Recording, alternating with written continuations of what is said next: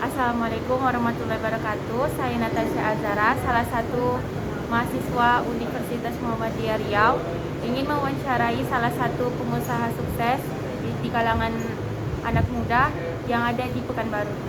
Sebelumnya saya ingin mencari apa boleh Kak?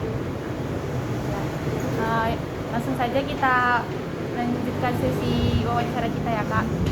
Pertanyaan saya pertama itu saya mau tanya, apa saja penyebab usaha kakak sampai sukses ini?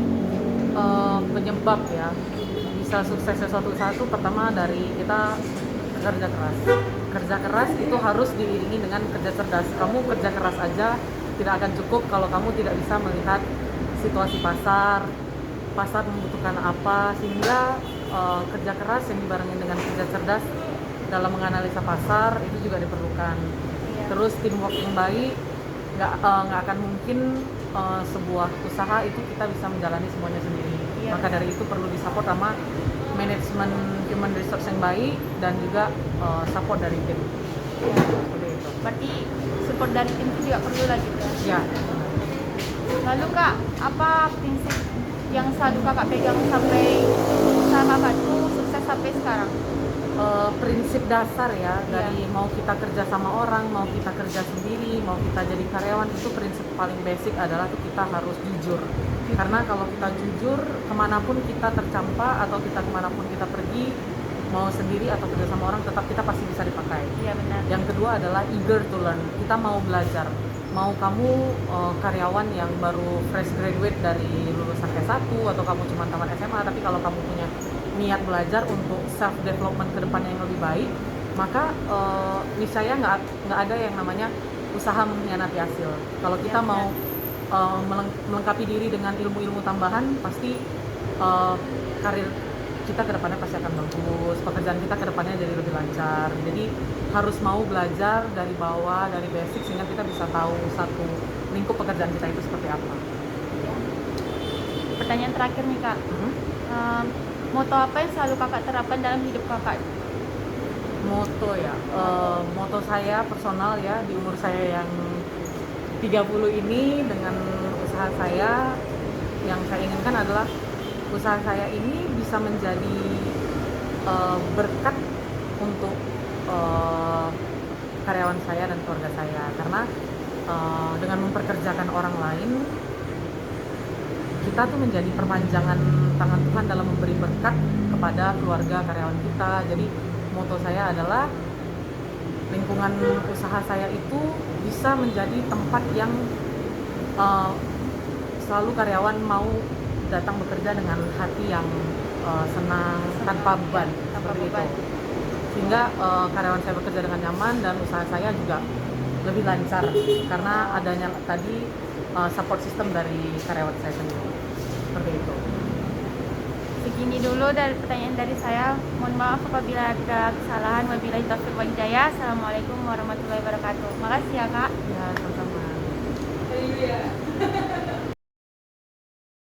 Assalamualaikum warahmatullahi wabarakatuh. Saya Natasha Azara. Saya ingin membuat analisis dari video yang saya wawancarai. Jadi dari sini saya bisa buat analisis dari pertemuan 6 sampai ke 9 bahwa setiap kita itu hubungan antara pemimpin dan yang dipimpin itu harus baik.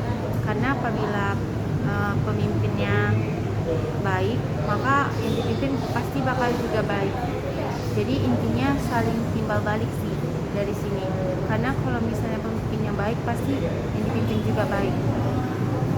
Jadi dari sini saya juga bisa lihat bahwa dalam hidup ini kita harus menerapkan sikap atau mempunyai prinsip bahwa kita itu harus memilih sifat yang jujur.